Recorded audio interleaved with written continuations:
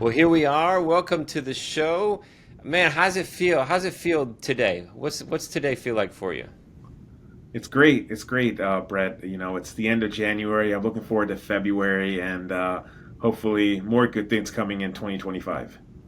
And Dr. Omer Awan in the house. If for the listeners that don't know, man, you are so experienced at this stuff. And I was joking with you before we started, like, I'm going to grill you. I'm going to make this so difficult. It's going to make CNN look like a cakewalk, right? But this is going to be easy. Tell us a little bit about your journey so far in medicine and how that relates to being invited on shows like live interviews on CNN, being on Scripps News. Like, tell us a little bit about your journey.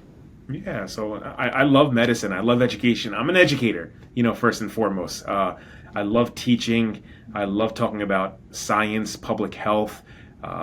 Being a physician for me is all about serving, serving others and, helping the community. So much of what I do is in education. So I serve as the vice chair of education at University of Maryland School of Medicine and Radiology. So I oversee all the training programs like the fellowships, the residency, the medical student education. And I work really closely with a lot of these students. So, my job is really to inspire the next generation of learners, get them excited about medicine, get them wanting to learn so that they can do well and treat patients better and more effectively. So that's really been my platform. My platform is, just to help others, uplift others and do good things in that respect. I also like public health. You kind of mentioned, these news appearances, but really for me, I just want to spread the good word and make sure that people really understand. I think health is so complicated.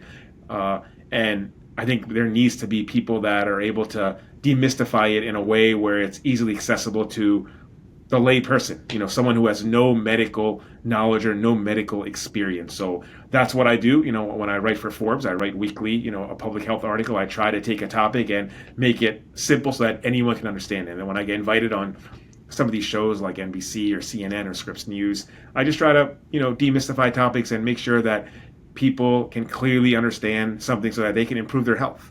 And that's really what I'm all about. And hopefully it serves people.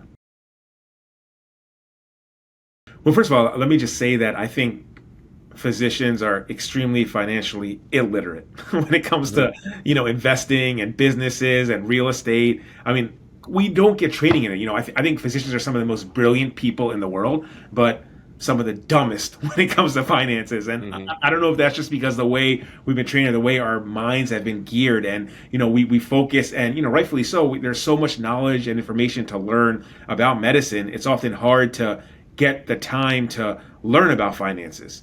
And the very few that really understand it are the ones that are extremely financially independent and have done very well, for themselves and for their families. And I'm not one of those people. Like I'm not trying to pretend like I'm one of those financially literate people because I am not. I'm also relatively financially illiterate. I think I've made some good moves based on, some of the advice that I've gotten, from my father, who by the way is also a physician. I think he is financially literate. He's done Hmm. very well in terms of the investments that he's done. My father, who's a pulmonologist, so I've taken some of his advice. But I think it's tough. I think it's very difficult as a physician to gain that literacy because we don't have a lot of resources. We don't. It's not taught to us. We often don't have the time to meet with investors or to financial advisors because of our busy schedule in terms of taking care of patients, and then we have to take care of our families, etc. I think it's just like a perfect storm for us not to learn that science, or not to learn that material that can be very beneficial, quite frankly, as I'm sure you Hmm. know. It comes somewhat with personal motivation and personal interest. I think the more you're intrinsically motivated to learn about it, you will do it. There's always resources online where you can kind of look up things and, understand things, go on certain forums, talk to important people. Like for me, it was my father who, like, my father was like, the most important, the one advice he gave me, which I want to share is that, and it's very simple, the most important investment you can do for yourself is investing in your retirement. And I think that's a important thing because you'd actually be surprised at how many people don't put enough money into their 403b or 401k or 457b or whatever it is. He told me right away from the start. He said, Omer, when you start your job as a physician, max out your 403b and your 457b. And I've done that. I've been practicing medicine now for 11 years. This is my 11th year, and every year I put in the IRS maximum into my 403b and my 457b, and that's it's great. I mean, so it started out as now I think it's like 23,500. I forgot what the exact number or whatever. It used to be like 18,000, 19,000. It goes up like every year, but just putting that money aside, that money grows. That money grows through the market, and it makes your retirement very at ease, right? It makes it very comfortable for you to be able to live in the same standard that you do even when you're working. Just by doing that one thing, you've elevated your finances exponentially. Mm-hmm. Literally. I mean, I've even seen the amount of money that I have in my retirement account just in a decade is amazing, right? I mean, and I haven't done anything that's mind-boggling or anything like that. I haven't done any major investments or things like that. So I think that's a start. I think that all physicians should do that. All physicians should at least start at that. And there's of course other ways to do it, with stocks and things like that. Real estate. Making smart investments and those type of things. But at least that's something that you can control, because usually that's through the employer too. The employer, you can set that up. You can also, they often match some of that money as well. So that's a very easy way to start, and a very effective and powerful way to, gain passive income, particularly for your retirement. Well, there are two things that come to mind, directly, Brett. One is interest. I think, many physicians in general don't have that intrinsic interest in finances, or, because we go into this field being very altruistic. We want to serve, we want to help. We're not thinking about making financial gains for ourselves. In general, obviously, physicians want to do well, and they want to, excuse me, contribute well to society, and they want to be wealthy, but that's not our primary motivation. Our motivation really is to just help others, to do well, to make sure we're caring for patients. So I think there aren't that many physicians that are just intrinsically interested in finances and economics and things like that. So I think that is a major challenge. The other is just is somewhat to what you alluded to, is personality as well. Some of us just don't have that mindset where we want to grind for that purpose. Like try to find think outside the box, and think about creativity and ways that we can increase our passive income or do those type of things. I don't think that's the makeup of a normal physician. Of course, there are exceptions, and there are people that have done very well, as I've said.